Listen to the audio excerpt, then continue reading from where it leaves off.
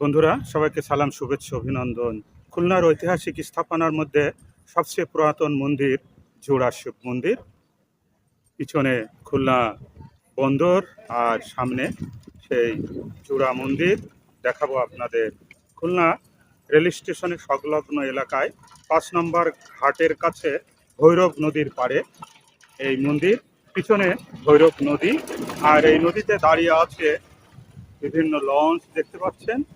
আর পিছনে হচ্ছে এই সেই জোড়া মন্দির। দেখব, আমিও দেখব, আপনাদেরকেও ঘুরে দেখাবো। ৩২৭ বছরের পুরানো এই জোড়া মন্দির। ঢুকছি গেট দিয়ে।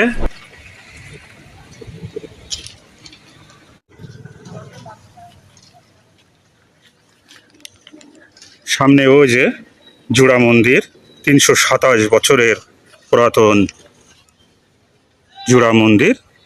আরেকটি গেট পেরিয়ে ভিতরে ঢুকতে হয়। আস্তে আস্তে এগোচ্ছি সামনের দিকে।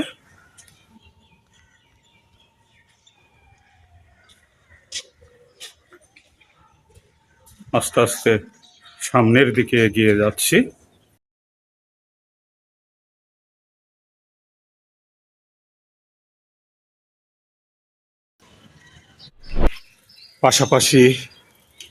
পাশাপাশি এ একটা মন্দির আর এ একটা মন্দির, জোড়া শিব মন্দির।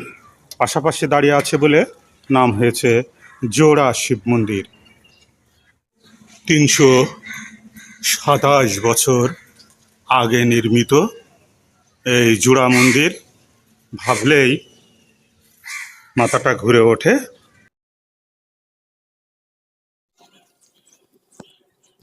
৫০০ বছরের বটগাছ, জনশ্রুতি আছে এই বটগাছটির বয়স ৫০০ বছর।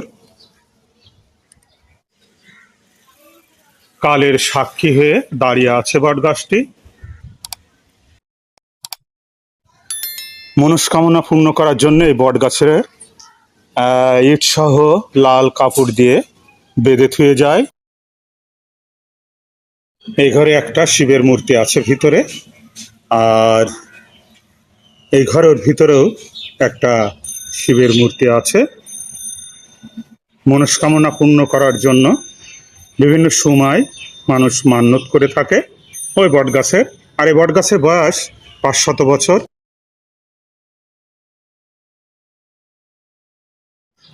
একসাথে দুইটি বটগাছ আছে।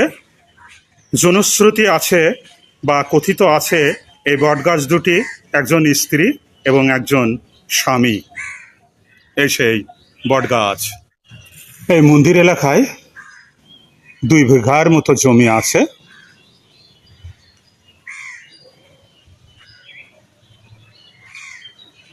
এই মন্দিরের ওই কোলেই সেই জোড়া বটগাছ। এই মন্দিরে আসতে হলে রেল স্টেশন থেকে BIWT এর ৫ নম্বর ঘাটে কাছে আসতে হবে। রেল স্টেশন থেকে প্রায় ১ কিলোমিটার দূর হবে। অটো রিক্সা চলাচল করে। অটো এবং সিএনজিতেও আসতে পারেন। একেবারে কাছে এই জোড়া মন্দির। খুলনা এলেই বেরিয়ে যেতে পারেন।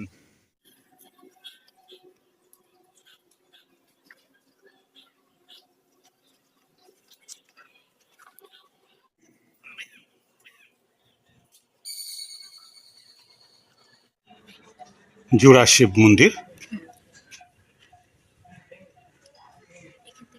৩২৭ বছর আগেকার।